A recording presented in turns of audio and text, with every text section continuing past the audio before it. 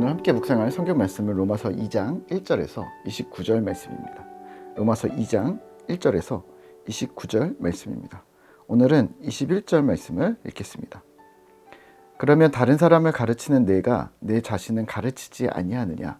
도둑질하지 말라 선포하는 내가 도둑질하느냐? 아멘. 오늘 함께 묵상할 주제는 자신을 가르치지 않음입니다. 본문 로마서 2장 2장은 1장 후반절에 죄악의 현상에 대해서 열거했다면 2장은 그 죄악에 대한 원인과 결국 도달할 상태에 대해서 정리하고 있습니다. 하나님을 떠났고 하나님을 버렸고 모든 불의와 추악함의 현상들을 1장 후반절에서 나열합니다. 1장 25절입니다. 이는 그들이 하나님의 진리를 거짓 것으로 바꾸어 피조물을 조물주보다 더 경배하고 섬김이라. 32절입니다.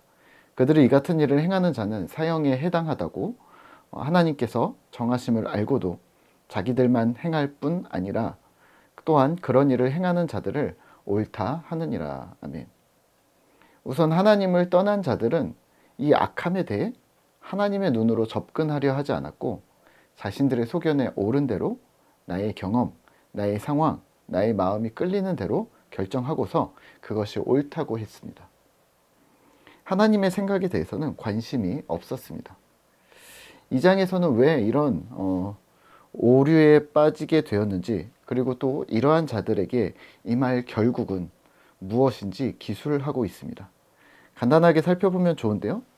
왜 이들은 죄악으로 들어가기를 서슴지 않고 그 안에서 문제의식을 느끼지 못하게 된 걸까요?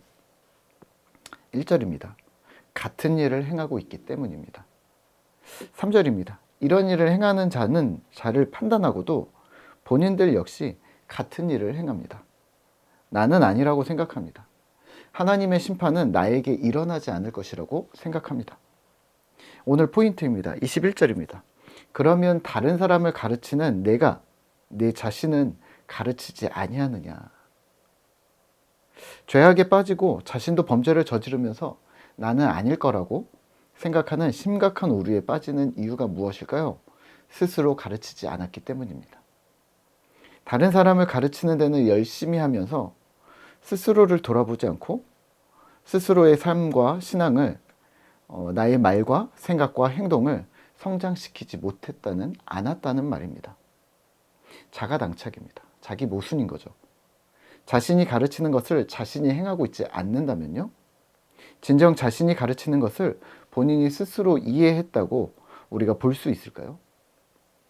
단지 기계적으로 외워서 그것이 지식으로 외웠든 또는 삶의 방식으로 외웠던 암기된 것이 아니냐는 말입니다. 저는 지금까지 10여 개의 교회를 경험을 했는데요. 교회마다 대표 목사님들께서 담당 교육자들에게 요구하는 포지션이 있었습니다. 그런데 그런 중에 혼란스러울 때가 상당한 부분이 있었는데요. 이런 겁니다. 교인들에게 인격적으로 대화라고 요청하시면서 정작 본인은 인격적이지 않으셨습니다. 설교를 더 잘해야 한다고, 실력을 더 키우라고 말씀하시면서 본인은 연구하지 않으셨습니다.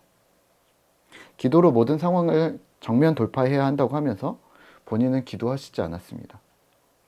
가르치는 데는 능숙하셨지만 가까이에서 본을 받기에는 어려움이 있었습니다. 우리 역시 공동체 내에서 또는 가정에서 그러지 않을까요? 저도 아이들에게 방 치우라고, 책상 치우라고 매일 얘기하는데 정작 제 방과 책상은 어지럽습니다. 말하면서도 항상 가책이 드는데요. 이게 잘 안 되는 거죠. 하지만 해야 합니다. 오늘 청소해야 되겠는데요. 오늘 로마서 2장에서는 그래서 이렇게 말합니다. 다른 사람은 가르치는 내가 내 자신은 가르치지 않느냐. 네, 중요한 것은 자신을 가르치는 겁니다. 자신이 한 말을 그대로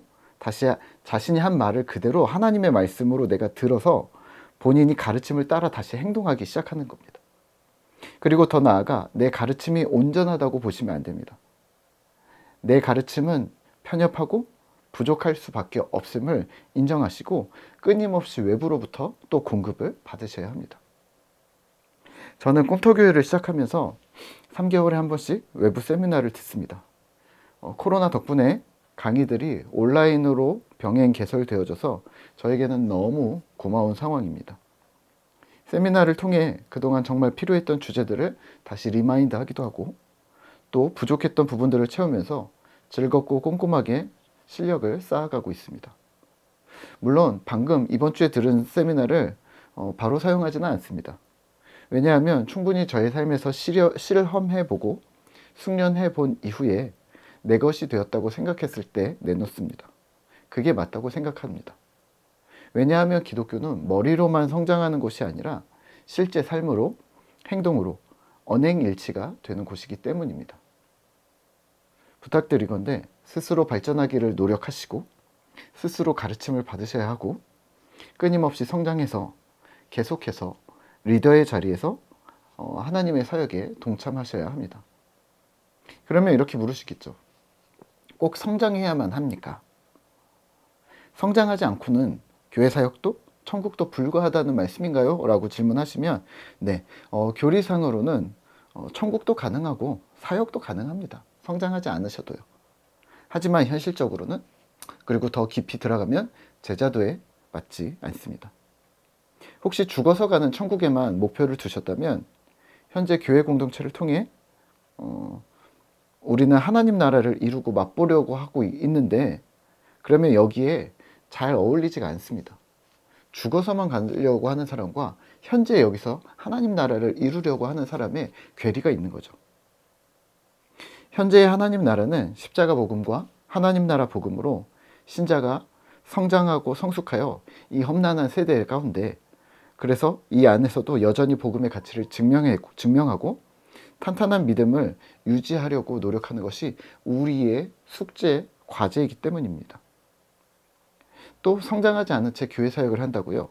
네, 이 역시 시민 정신을 가진 신자나 또 다음 세대를 향해서는 적절치 않습니다. 급변하는 세태 속에서 복음은 그 외형을 다양하게 변화시키면서 동시에 복음의 깊이는 더 깊어져야 하는데 성장이 수반되지 않는다면 이 변화를 따르시지도 못할 것이며 더 깊어지는 일들도 그분에게는 별로 중요한 이슈가 아닐 것이기 때문입니다. 이러한 전략을 구상하는데 유연함이 떨어지지 않을까요? 깊이가 약하지 않을까요? 그러면 무엇을 할 수가 있을까요? 그러니 계속해서 스스로 성장하셔야 합니다. 무엇보다도 하나님 앞에서 스스로 꾸준히 점검하면서 말입니다. 스스로 성장하지 않음의 결국은 무엇일까요? 28절과 29절입니다. 무릇 표면적 유대인이 유대인이 아니며 표면적 육신의 할례가 할례가 아니니라. 오직 이면적 유대인이 유대인이며 할례는 마음의 알자니 영에 있고 율법 조문에 있지 아니한 것이라. 그 칭찬이 사람에게서가 아니요 다만 하나님에게서니라. 아멘. 하나님이 기준 되셔야 합니다. 사람의 칭찬이 아니라 나의 만족이 아니라 하나님이 기준이 되어야 합니다. 여기서 하나님을 바라보며 하나님을 의지하며 주님을 향해 그리스도에게까지 자라나는 신실한 꿈터 성도 되시기를 저는 열심히 기도하겠습니다.